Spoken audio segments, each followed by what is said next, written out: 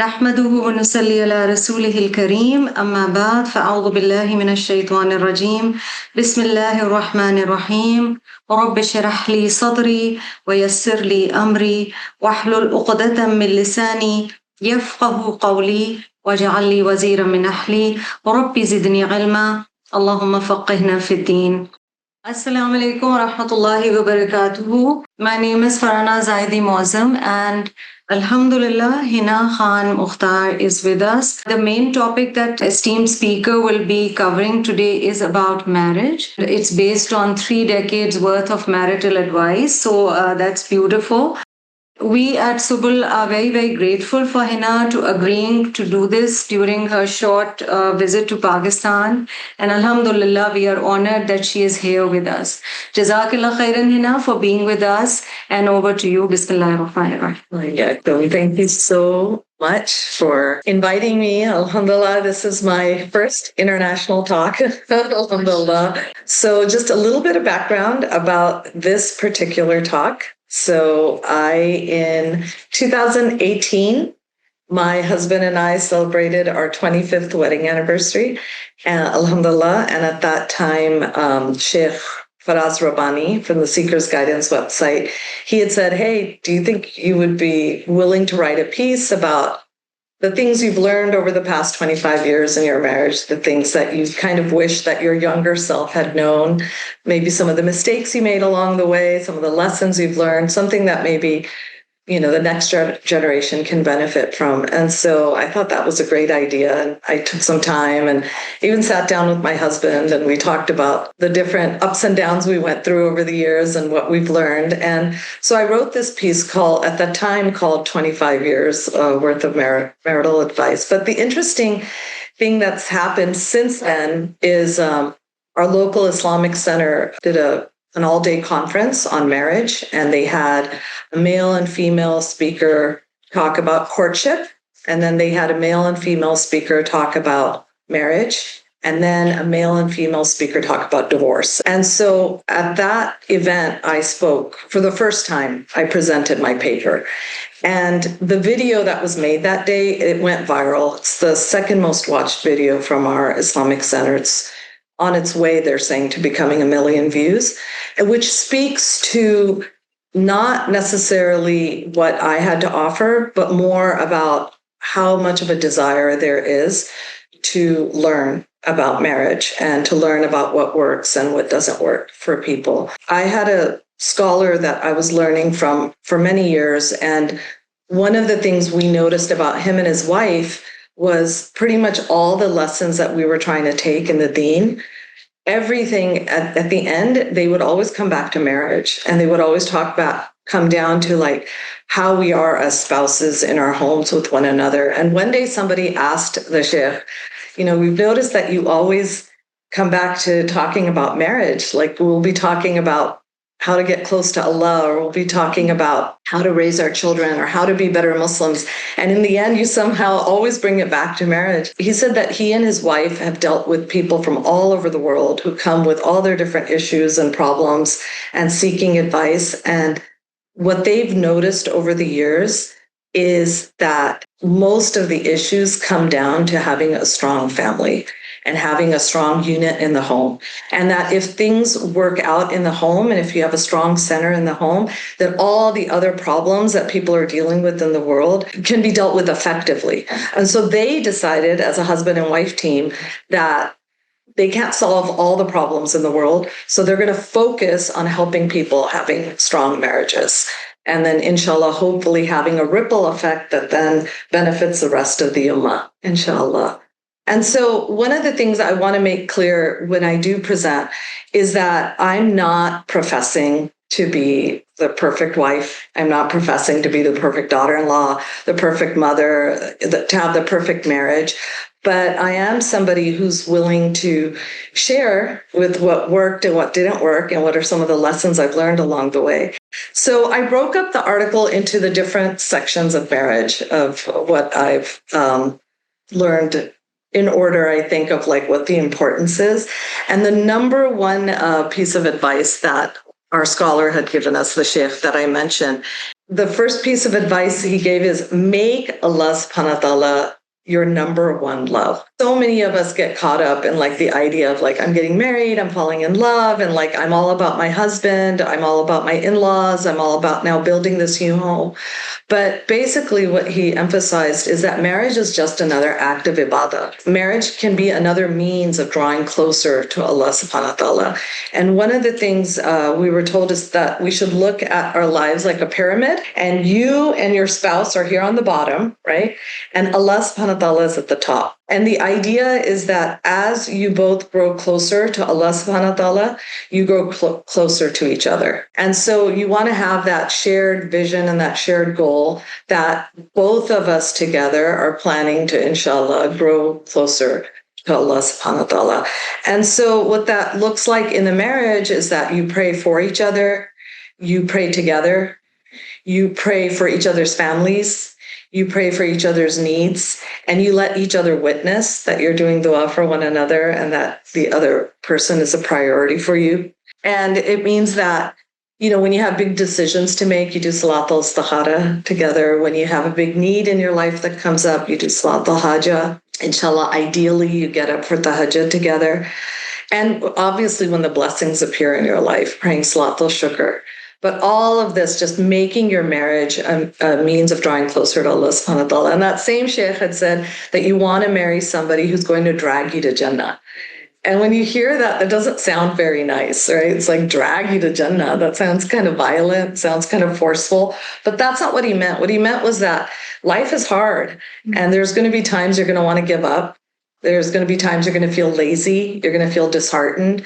And you're going to want somebody who's going to kind of pull you along and is going to say, no, we can do this and we're going to do this together, right? And each of you are going to have to take turns being that for the other, inshallah. All of the advice that I'm sharing today, this advice is for people who are in relatively healthy marriages.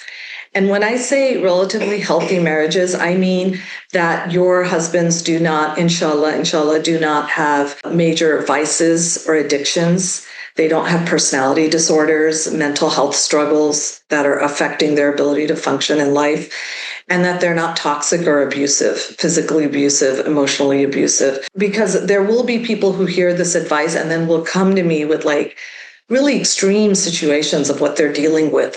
But there is that middle ground where the everyday couples who are just struggling with the day-to-day life. This is that advice for them. The people who are dealing with vices and addictions and personality disorders, they need to be consulting scholars and counselors and therapists. The other thing that happens when I give this talk is many times the women will hear the advice and they'll just be like, "Bas aap humse kyun keh rahi hain? Why are you just talking to us?" You know, like somebody should be talking to the men. The brothers should be hearing this also. Yeah, absolutely. The men need their own like workshops and they need their own advisors, and inshallah they will have men to speak to them and their needs.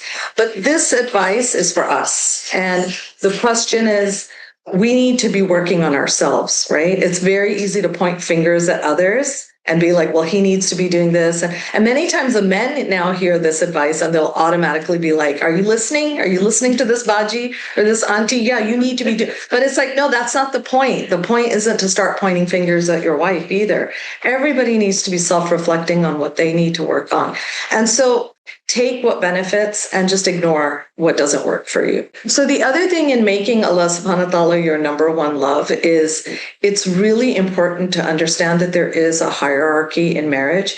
And I have a suspicion that this is not so much a confusing issue in Pakistan as it is in America. I have a feeling that the struggles and the issues might be a little different here compared to the West. But it surprises me how many young women don't realize that there really is a hierarchy in marriage, and that hierarchy has been placed by Allah subhanahu wa ta'ala. So number one at the top is Allah subhanahu wa ta'ala. And after that, for women, it's their husbands. And for men, it's their parents. And then it's their wives and their children. And for women, after their husbands, it's their parents and their siblings and their children. And then the neighbors and the greater community and the teachers, extended relatives. What I like to remind young people, especially in the West, is that you need to know that your circles of concern, So in the center of the circle is Allah subhanahu wa ta'ala. And then after that, for us women, is our spouses. And then after the spouses are our parents and our children. And then it grows out that way. And what often happens is people get those circles confused, and they'll put them in the wrong order. And when those circles are in the wrong order, that's when you see barakah going out of the marriage. And you see it all the time. Like, you will see scholars in our community, imams, who are serving the community and doing so much, but then they're neglecting their own children, right? And then you'll see their children in the West growing up confused. And they had a father who's serving the entire community and guiding other people's children, but their own children got neglected, right?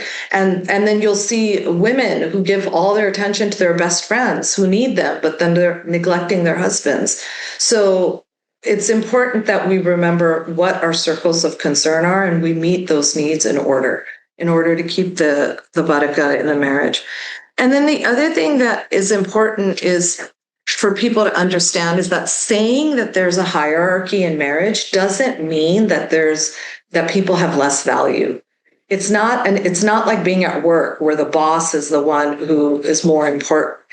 Hierarchy in marriage just means who you have to answer to, because that's how the barakah comes, right? And our children learn from us.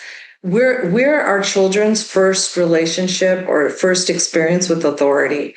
And so when our children see us as mothers being willing to submit, and then teaching our children that they have to submit to us, then if that teaches them the idea of submission to Allah, right? But it begins with the home, the idea that there is a hierarchy and we do answer to one another. One of the other things about making Allah subhanahu wa ta'ala your number one love is that you need to think of marriage as an act of worship. And when you look at marriage as an act of worship, you don't keep score of who's doing how much. He did this much, so I'm going to do that much. I did this, so now he needs to do that. If your intention is to please Allah subhanahu wa ta'ala, it doesn't matter what the other person is doing. You want to always be performing for the audience of one. Right? And the audience of one is Allah subhanahu wa ta'ala. And so if you're able to keep your eyes on the prize, meaning Allah subhanahu wa ta'ala, keep your akhirah glasses on, as they say, then you're able to overlook a lot of things that sting the nafs, sting the ego, a lot of things that hurt our pride, that make us want to say no when we know we should say yes. We'll be willing to do it if we know that Allah subhanahu wa ta'ala is watching us, and whatever we're doing, it's ultimately for Him, inshallah. And what ends up happening if you keep score is that you end up engendering bitterness and resentment in the marriage. Instead of keeping score, you look at what's most pleasing to Allah subhanahu wa ta'ala. The second point is work on increasing your love and affection. And that is directly tied to the sunnah. That's tied to the Prophet sallallahu alaihi wasallam.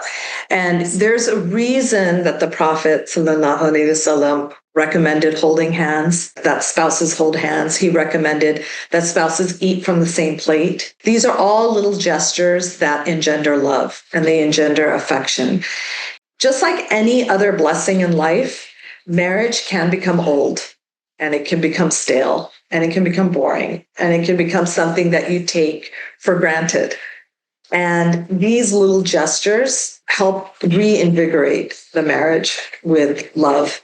When it comes to increasing love and affection, what you want to keep in mind is something called the 5 languages of love. And there's a book called The 5 Languages of Love. And what that book covers is that there are 5 different ways that everybody shows love for one another. Parents and children, children and parents, brothers and sisters, best friends, husbands and wives. And you want to look at what language your spouse is using to show their love for you. Because what happens is if you're speaking 2 different languages, what happens is that sometimes you don't hear each other because you're speaking 2 different languages. So here are the 5 different languages of love. These are the 5 different ways people show their love for one another. One is providing service. So just serving each other, seeing what each other's needs are, being there to fulfill those needs and take care of them. The second is giving your time. Somebody needs you, you show up. You're always there. You make them a priority. So giving one another your time.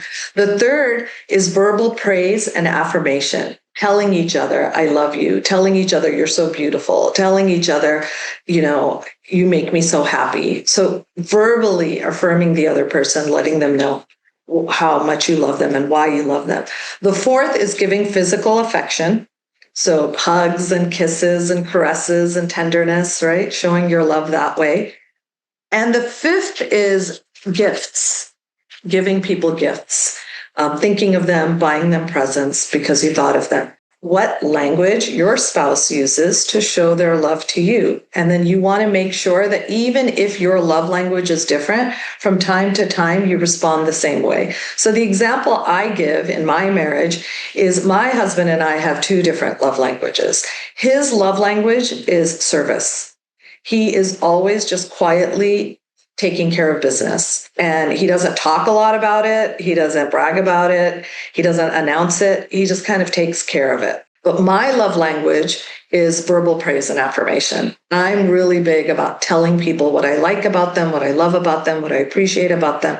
And so he and I, when we butt heads, it's usually when we're speaking different love languages and we're not hearing each other. So an example that I give is one time he got really upset with me because I had borrowed his car and I had gone out. It was raining those days and I came home and the gas tank was on empty and he had to go to work the next day. And he got pretty agitated by that. And I realized the reason it actually hurt him that I left him with the empty tank of gas is because he would never have done that to me. He would never have been that inconsiderate, right? He would have thought, Hina has to go to work. She needs a full tank of gas. She's not going to want to go out in the rain. Let me take care of this. I borrowed her car. And it was something I overlooked. And times when I get upset with him and I get hurt is when I'll dress up and he won't comment, or I'll make a new dish and I'll put all this effort in it and he won't say it's delicious. And I'll say, well, did you like what I made for you? Or do you like the way I'm looking? And he'll be like, oh yeah, he'll have thought it in his head, but he won't have said it.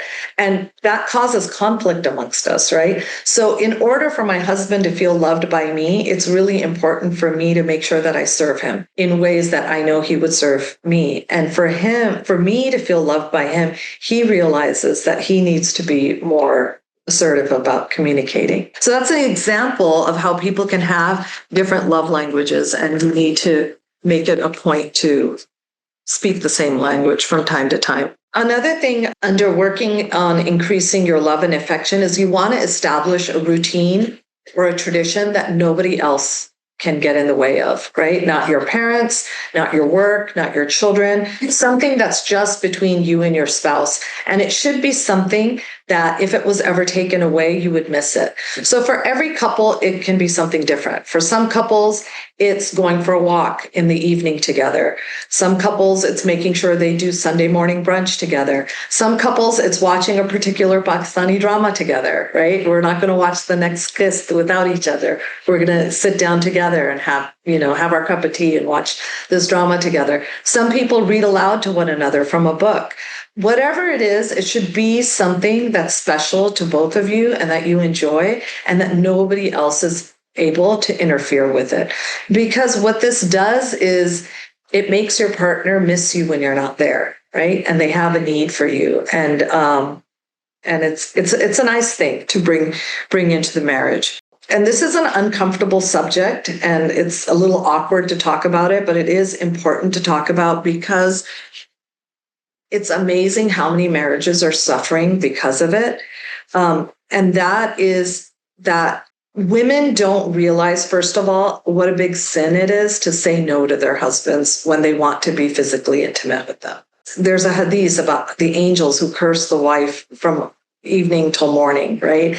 Until the husband's needs are fulfilled. And on the surface, it may sound a little harsh, but honestly, if you look at what one of the purposes of marriage is, it makes sense. The purpose of marriage is to keep this kind of haram behavior from going out into the public, right? Men and women being with each other in haram relationships, to avoid that from happening. And so if women use physical intimacy as a weapon or if they use it as something as a bargaining chip that, oh no, I'm not going to because you didn't give me what I needed or what I wanted, then you're going to see the relationship disintegrate in the marriage. So there's going to be other ways you're going to have to deal with your issues if you're not getting what you need. But as far as physical relations, it's really important to remember that our husbands have rights over us, and saying no outside of the 3 times that we know we are, men are not supposed to be approaching us during our menstrual cycle, during the period after you deliver your baby, the 40 days or so, and then during the fasts in Ramadan, right? But outside of those 3 instances, it's important to be there for your husbands. Another thing that's important is many people get confused by Bollywood and Hollywood about what love actually is. The truth is that love, it's more of a practice than a feeling. And it's an action. It's something that you do. And it's not about something happening to you. And it's not about the grand gestures. A lot of young people now are getting confused by what they see on social media, by all the perfect couples who seem to be out there. And they think that love is about big, grand gestures. When it comes to love and feeling love for your partner and him feeling love for you, it's important to remember that that in itself is a miracle. It's a miracle and it's a blessing from Allah subhanahu wa ta'ala that out of the billions of people in the world, there is one person who is choosing to love you and you are choosing to love that person. And if Allah subhanahu wa ta'ala wants, he can take that love out like that. And we've seen it happen. I'm sure everybody here knows of a couple where that's happened. And if Allah subhanahu wa ta'ala takes that love out of a person's heart, there is nothing you can do to get it back. It's over. So as long as that spark is there and that love is there, keep doing shukr to Allah subhanahu wa ta'ala that out of the billions of people in the world, there's one person who is choosing to do life with you and is choosing to love you, and you are choosing to do life with them and you're choosing to love them. Ladies, your grandmothers were right. All men want respect. That is age-old advice that our mothers have given us. I included an extra part for the men, but today we're going to focus on the women. So women might be the ones who instigate most of the major changes in life. Some women may bring the thicker paycheck. Some women may even be older. They may have more college degrees.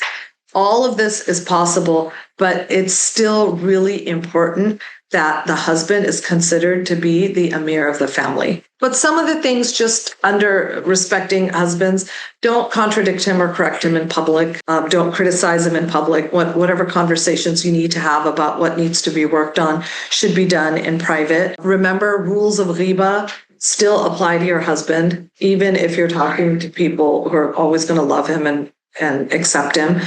You want to talk about him in a way that if he heard you, he wouldn't mind what you're saying. You don't ever want to demean your husband to your children. If you're not going to respect your husband, your children are not going to respect your husband, their father.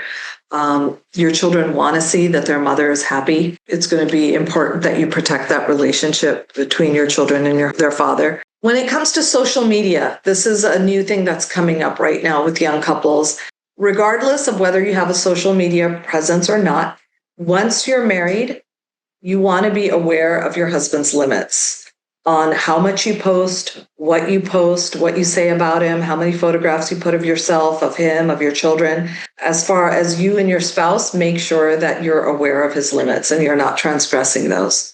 You know, one of our scholars had told us that you want to put away your cell phone, your book, and even your prayer beads, even your tasbih. You want to put that away when your husband is trying to talk to you. When he needs your time and your attention, you make him your priority. That's actually going to be pleasing to Allah subhanahu wa ta'ala. Even with very pious practicing women, problems in their marriages because the husband thinks that it's only about Allah and he's nobody. Right? And ये तो बस पूरा वक्त कुरान पढ़ती रहती है, ये तो बस अपने आप जा नमाज पे बैठ जाएगी और हमें भूल जाएगी. I've seen that, you know? So it's really important that your husband is given his proper place in your life as well. Make your home a haven and make yourself his huri.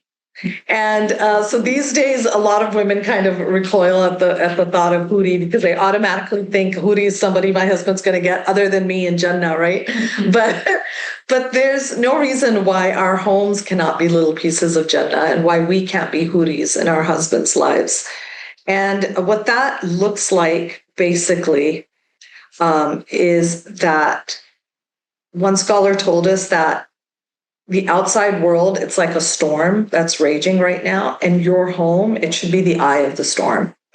It should be a place of Sakinah. It should be a place of peace. It should be a place that smells good, has delicious food, has a comfortable environment, and where the angels feel welcome, where there's obedience to Allah subhanahu wa ta'ala. But the number one thing that makes a husband feel like he wants to come home is no nagging. No nagging. There's a time and place for explaining, sitting down what you need to do and what needs to get done. But if the second your husband is coming home, he's being given a laundry list of things that need to be done or things that went wrong during the day, my husband has a friend who actually told him that on his drive home from work on the freeway, he would think, I wish I could go anywhere but home. Because his wife would be home with 3 kids and she'd be frustrated. And the second he came home, she would just hand him the children and, take off. And so that's not how it should be, right? The husband should be eager to be coming home. Conflict is inevitable. Learn how to manage it in a healthy manner. So the first 2 years of marriage, this is what was told to me when I got married, and it's true. The first 2 years of marriage are the most exciting, but they're also the most challenging. And they're the most challenging because you're learning to live with another nafs, right? With another ego. But a big part of it is also, you're also struggling against your own nafs. That's what I've found in marriage. It's not even so much about struggling against another ego. It's about struggling against your own ego. And so, just like if you were to go out even on a trip with your girlfriends, after a little while, you're going to get frustrated with each other, irritated with each other. The same thing's going to happen in marriage. You want to expect to be challenged in marriage, but you want to have the intention that you're going to grow. Every challenge that comes in your life, you want to have that growth mindset that I'm going to grow from this challenge. And one of the key things that I learned about talking to one another is that when you do have an issue that you're struggling with, you want to start with an I statement instead of a you statement, right? So for example, if you come home, if you've been working all day and you come home and the bedroom's a mess, you don't want to start with saying, you left the bedroom a mess. That was so thoughtless of you. You're a total slob, right? Like a lot of you. You want to instead turn it around and make it about I. So I feel frustrated when I come home after a long day of work and I find the bedroom a mess, right? It changes the tone. You're letting your partner know about the impact. And you don't want to assume that your partner is a mind reader and understands everything about what they're doing and how it's affecting you, right? It's important to communicate, but how we communicate is key. And how we start the conversation usually sets the tone for how the conversation is going to end as well. So you want to make it more about how something is impacting you rather than what the other person is actually doing. The other thing is you want to learn to distinguish the difference between a complaint and a criticism. A complaint is a problem that you're hoping to solve. A criticism is when you add disrespect to the complaint, right? So if you say, how were you raised? You're such a slob. You're such a mess. That is a criticism. And there is no such thing as constructive criticism in marriage. All criticism is destructive. So you want to approach it in a healthy way and make it about a complaint that you have about a problem that you want to solve together. Self-reflect and don't be too proud to apologize. It is the peace that comes in the home from saying, I'm sorry, I messed up. Can you forgive me? Is so, so worth it. It's so worth it. And so many people are so caught up in their own pride and their own egos that they can't bring themselves to bed. But being willing to say, I'm sorry, you're right, I messed up. I'm gonna try to do better next time. And then you can talk about whatever it is that's going on with you that you need your partner to hear about as well. And also, just remember that when you're angry, when you're really, really angry, that's when our true natures are revealed. And so we want to be mindful of who we always want to be. And we want to be mindful of the fact that Allah subhanahu wa ta'ala is always watching. So when you get upset, and everybody gets upset in marriage, there have to be some non-negotiables. There some red lines that you're never going to cross. So I'll just give you some examples. Like in my marriage, some lines that we agreed we were never going to cross, no matter how upset we get. We're not going to cuss, so we're not going to use foul language. We're not ever going to get physical. We're not ever going to say anything about each other's families. Other than that, everything else can be discussed, but you have to have some ground rules in place, and you're going to have to discuss them with your husband to understand what those are. Okay, this was golden advice that my mom gave me. It was something she practiced in her marriage, and she gave it to me when I got married, and it's golden advice that I think probably all our elders know, is that when your husband is angry, in the heat of the moment, stay quiet. There is always time later to make your point. It doesn't have to be said right then and there. And what that means is when you see your husband is visibly agitated, when you see they're getting red in the face, their volume is going up, they seem a little, they're not their normal self, just let it go at that time. And just trust in Allah and have tawakkul that there will be a time later that you can make your point when tempers have calmed down a bit. This was one thing that my husband pointed out to me early in our marriage. He said, Hina, you talk in absolutes. When you get upset, you say always and never. And that's not how life works, right? Somebody's not always doing something bad, or they're never doing something good, right? The truth is somewhere in the middle. So we want to avoid using absolutes. Issues are rarely black and white. Keep in mind, successful couples, they don't fight less than other couples. They just fight better. And a book that I really, really, really recommend is he's a very famous Jewish marriage therapist. His name is Dr. John Gottman. His book is called The 7 Principles for Making Marriage Work. It's a really good book, and I highly recommend it, in line with what our Deen teaches us as well. Be a uniter and not a divider. This is a big one. This is when it comes to in-law relationships. And there is a lot of power that you as a woman have in your husband's family, as far as keeping the bonds together, keeping people connected to their family, having your husband be thoughtful about his relatives and his, extended family.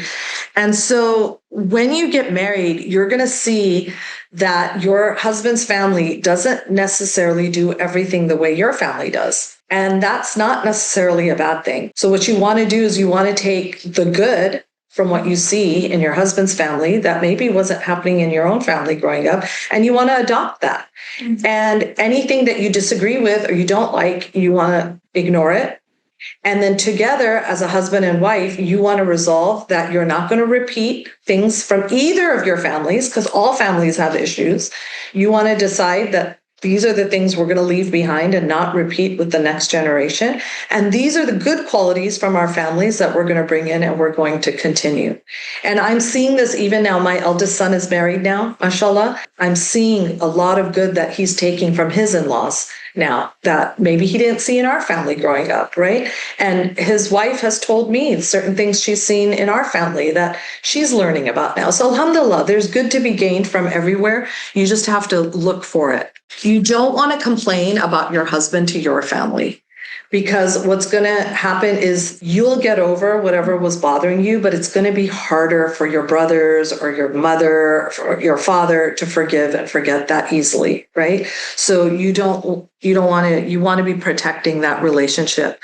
If you notice that your spouse is upset with their own family, and this has happened with me as well, like if I'm upset with my own family and I know my husband probably agrees with the things that are bothering me, but he doesn't jump in. He doesn't jump in and agree with me and criticize my family, and vice versa, right? Just stay silent. If your spouse is needing to process and they're upset about something in their family, just stay silent. Ideally, if you can defend your in-laws, defend them and be an advocate for them and point out their good points. But if it's something you may even agree with your spouse, just stay silent and don't add to the fire. We all love the metaphor that Allah subhanahu wa ta'ala gives where husbands and wives are garments for one another, right? Husbands and wives are garments for one another. And what do garments do for each other? They protect each other. They beautify each other. They comfort each other. They shelter each other. That's what spouses are supposed to do for one another. Jazakallah khairan kaseera. This is beautiful and we are all learning so much. So one question we've received is, how can a couple stay emotionally close and spiritually connected when work commitments create physical distance between them? Yani कई दफा एक शहर में रह रहे हैं और दूसरे शहर में रह रहे हैं, so there's physical distance. Yeah, that's going to be a big challenge. I personally would recommend as much as possible that you try to fix that situation and make it so that you are in the same vicinity. It's never a good idea to get used to being apart physically.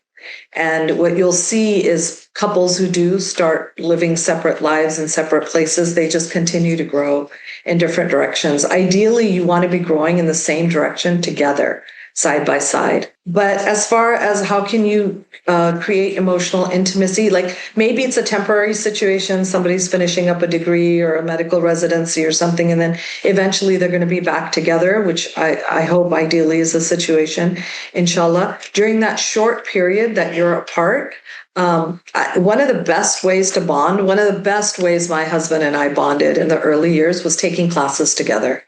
Our lives changed when we started taking Deeni classes together. And so, because then you end up respecting the same teachers, you both love the Deen, you both get inspired by what you're learning about this beautiful religion, and then you grow together. My advice would be to try to find a class or a teacher that you can learn with and make time for that. And try and start living in the same city. Absolutely. If you can. Yeah, that should be a priority. That should be a priority. So somebody wants your comment on this. The statement, it's not the responsibility of the wife to take care or look after the husband's parents. This statement has done more damage than benefit. Would love to hear your take on this. So what do you feel about it? I mean, fiqh-wise, what we've been taught in America is that it is the husband's responsibility to take care of his parents. And so the wife, whatever she does, that's sadaqah, she'll be rewarded for it, but it's not her obligation. I mean, she should, it's great, but I don't think, what I've been told is she can't be forced to. She can't be forced. Yeah. But if she does. But I'm not an alima, again, but I'm telling you what I've learned in the marriage classes. Because this has come up even there, and the husband needs to do everything to support. And ideally, if it's a healthy marriage, the wife's going to want to support her husband in taking care of the parents. And what is really important, and this is what a lot of people don't realize, which always surprises me, is in the early years of marriage, when I've seen this happen in other families, the in-laws don't invest in building a positive relationship with the daughter-in-law. And then in the old age, they're like, well, where did she disappear to? Why isn't she, And I have seen like toxic relationships where the husband, he is a good son. He does everything for the parents. He shows up at all the events. He's there to help manage their finances, take care of them, all that. But the wife is never to be seen. And the couple has been married for 30 plus years, and everybody automatically assumes there's something wrong with the wife, but nobody knows what the early years were like and how the wife is not invested in her in-laws, and she's bitter and she's angry. And the way the husband and wife have dealt with it by protecting their marriage is creating a boundary, creating a distance. So he's still fulfilling his obligations. And then when I look at the families where the wife is an amazing daughter-in-law and is there for her in-laws and is doing it happily, it's because she genuinely loves her in-laws, because they genuinely loved her and invested in her. Yes. So it goes both ways. So what would be your advice to the mom-in-laws we have? You know what? I actually want to develop a whole talk from what I've been learning as a mother-in-law about what to do and what not to do, and what I'm learning from my mistakes and my successes and my feedback from my daughter-in-law and what I've observed from my son's mother-in-law, who mashallah is my role model when it comes to being a mother-in-law. Well, I actually started therapy before my son got married, because I recognized this is a new transition coming in my life and I want to be prepared for it.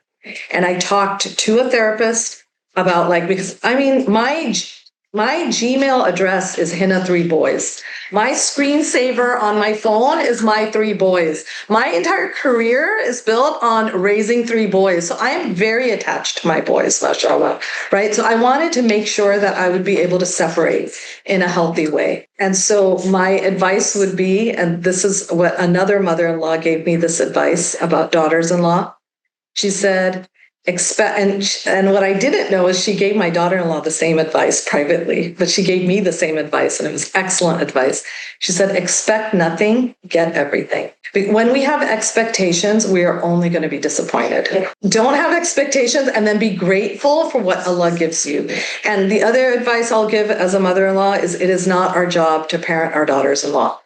They are fully formed, functioning adults. They've come from a home and a family, and it's not my job to be her mother. If I'm going to call her my daughter, if I had a daughter, I couldn't treat her the way I would treat a daughter.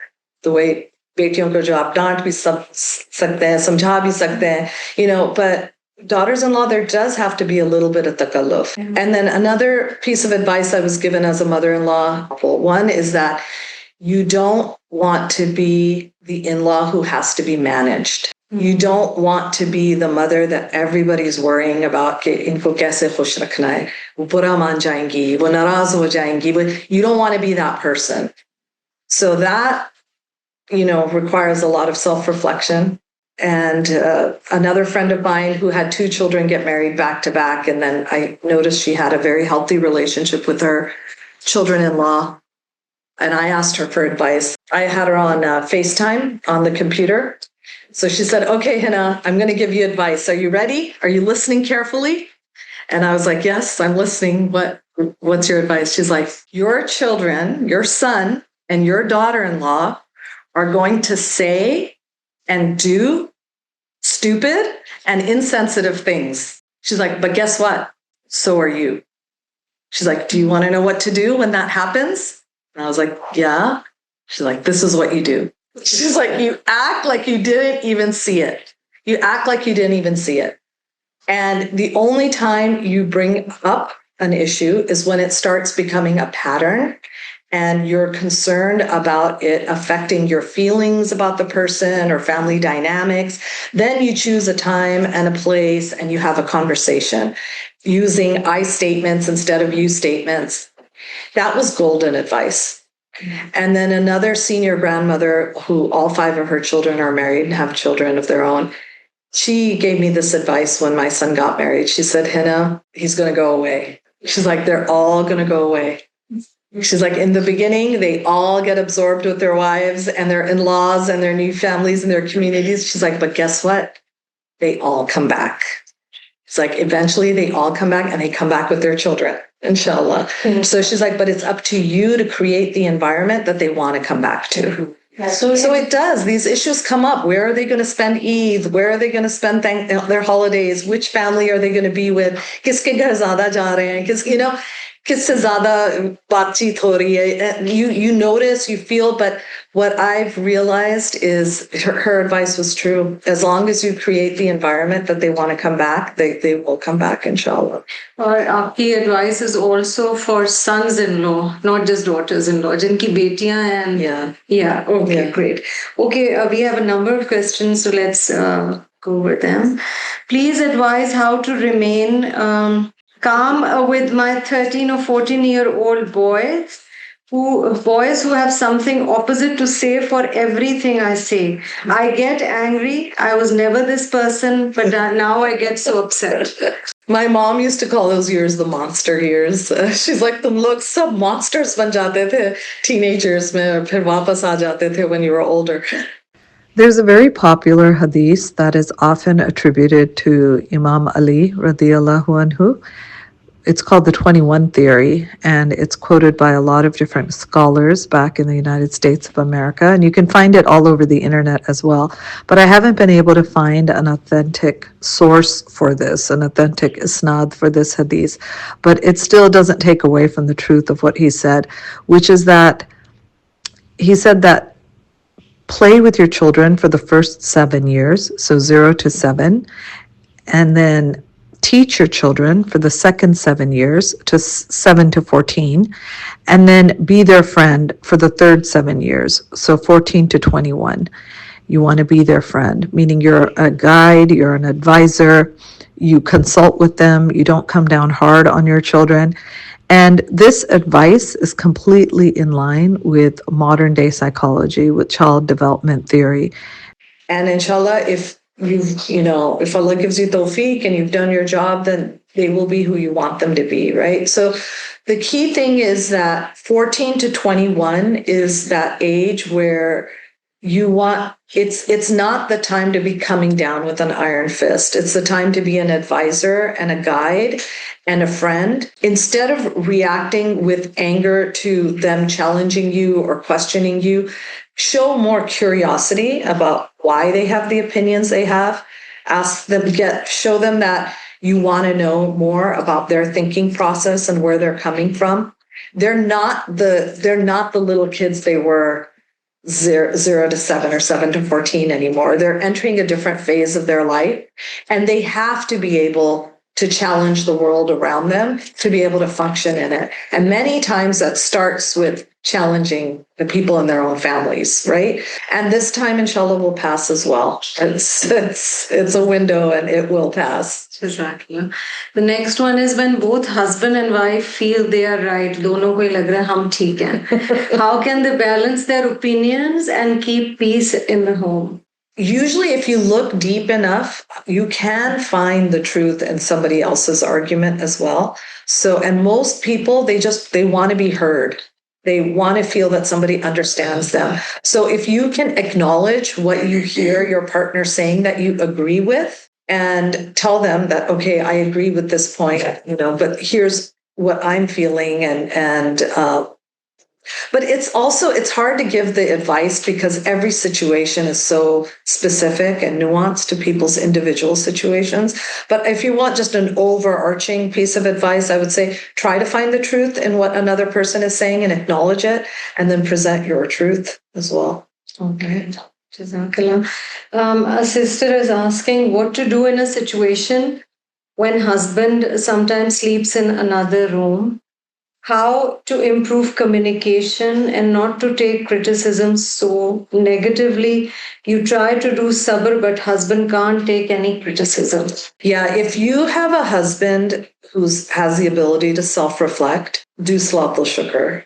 And if you have the ability to self-reflect, if people have told you that you're good at taking criticism or feedback, that is a huge blessing, because there are so many people I see who are suffering and who are miserable in the world right now because they can't hear it. They can't hear feedback. If more than one person gives you a similar feedback, it's time to listen. Yeah. One or two people can be wrong or can misunderstand you, but if multiple people tell you कि तुम्हें गुस्सा जल्दी आ जाता है, या you're not good about helping, or you're a little selfish, or whatever, if you get the same kind of feedback from different people, your coworkers, your boss, your in-laws, your spouse, even your children, then it definitely is time to self-reflect. Again, it's about how you present it. Most people can't take criticism, so you don't want to present it as criticism. If anything, it should be more about like my husband, when he gives me feedback about something I need to work on, and I try to do this with him as well, we will start by saying what we appreciate about the other person, that you have all these strong, beautiful qualities. This is one thing we need to work on, right? We need to work on this together in order to be the best Muslims possible. And again, the goal should be to try to be the best Muslim possible before we die. It's not about being the best husband or the best wife. It's about trying to be the best Muslim. The more you learn in the Deen about how to be as a Muslim, inshallah, the better person you become as well. And so if the goal can be pleasing Allah, then inshallah, hopefully people will be able to take feedback. You can also tell us a little bit about your journey towards faith and how your son came towards this, how to instill love of Allah in them. Yeah, inshallah. So when my husband and I got married, we weren't very practicing. We weren't even praying, unfortunately. I actually asked him when we were talking to get married, what role does Islam play in your life? And at that time, he said, not a big one. But here's the key part. He said, I'm looking for those influences in my life again. That's why I'm talking to you. So that was the key part. And one thing I'll tell you, this female scholar, Muslim scholar, this shocked me. To this day, this advice shocks me. She wears niqab. She's very conservative. She gives marriage advice in the community. She told us that girls will come to her, and I don't know why it has to be so binary, so extreme, but this is the example she gave us. She said girls will come to her and they will say, I have a guy who's interested in me, and he's very religious. He has a lambi dadi, he has a tasbih in the hand, pancho waqt ki namaz masjid mein padhte hain, may even be hafiz, really good practicing Muslim, mashallah. But he's stingy. He's not a good tipper. He's not very generous. He loses his temper pretty quickly. And I don't feel like he really respects my opinion when I speak. I feel like he's just waiting for me to be done talking. He doesn't care about what I say. Then I have this other rishta from this guy. He's not namazi. He's trying. He says, I want to pray all 5 prayers, but he's not quite there yet. He's started fasting. He didn't used to fast, but he's recently started fasting in Ramadan. But he's really funny and he's really nice. And he gets along with my parents and he enjoys playing with kids. Who should I marry? The female scholar said, believe it or not, I tell young women, go for the one who's not that religious on the outward. She said, because you can't fix mean. Yeah. You can't fix mean. Everything else can be learned and can be taught, but your innate character, that is what you have to believe it's being shown to you. And that was something that in my husband, my mom and my brother recognized, because I had my doubts at the time because there was this checklist and he wasn't meeting it, whatever. But my mom noticed how service-oriented he was, how kind he was, how good he was with my grandmother. My brother noticed how good he was with children. My brother said to me, he's honest. He's not hiding who he is.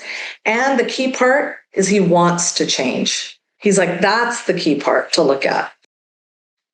Yeah, so we were not religious when we started out. Our big spiritual awakening happened when we had my son.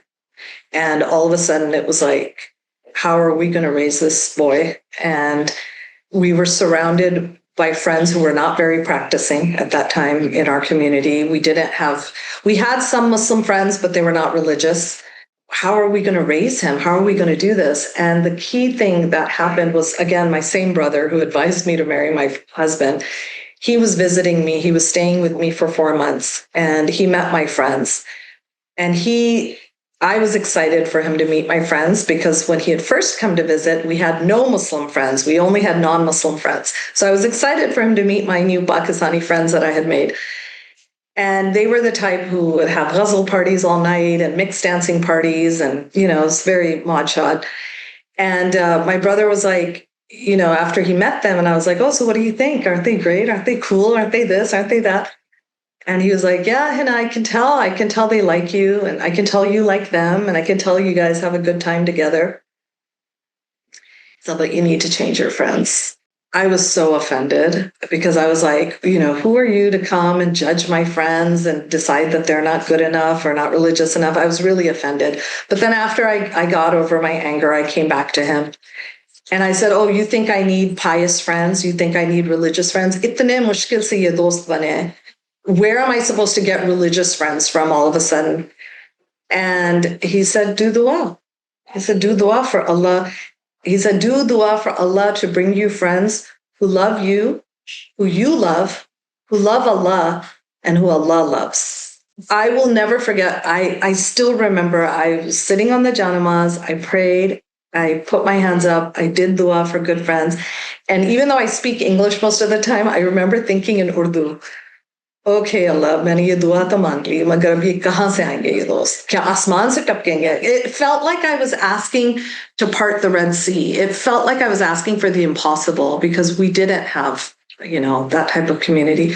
But subhanAllah, like 4 months after that dua, through very, very random series of events, I met my closest friend through whom the entire trajectory of my life changed. The way I parented, the way I educated my kids. And then we created a like-minded community. And Allah just kept bringing those kinds of friends into our lives. And suhbah is everything. Suhbah is everything. So do dua for good suhbah. And like I was saying earlier, the Imam said to me that what you're seeing in your son, it's from Allah. But the other thing he said was, it's also from the community you gave him. My sons grew up with not just their parents, but their friends' parents, their parents' friends, their parents, their friends, their cousins, everybody, the extended community was all practicing and pious and wanting to reach Allah. And so alhamdulillah, that has, we haven't had to lecture them because the water they're swimming in is the same, right? The water they're swimming in is about the deen. So I don't need to lecture them about it. It's all around them, alhamdulillah. So that would be my advice, is to try to make your bubbles, or my friend calls it a greenhouse. Create a greenhouse in which you raise these plants and protect them from the outside world. They can still see the outside world through a greenhouse, but you grow them in the greenhouse and then they leave the greenhouse and they flourish outside, inshallah. Jazakallah khairan kaseera. Please keep my family in your duas, just my mother-in-law, my khala-in-law, my sister-in-law, me, my husband, my children, all our nieces and nephews. Just please, if at any point you can say a dua just for our family to be protected and blessed. Ameen. Wa akhiru da'wana alhamdulillahi rabbil alameen. Assalamu alaikum wa rahmatullahi wa barakatuh.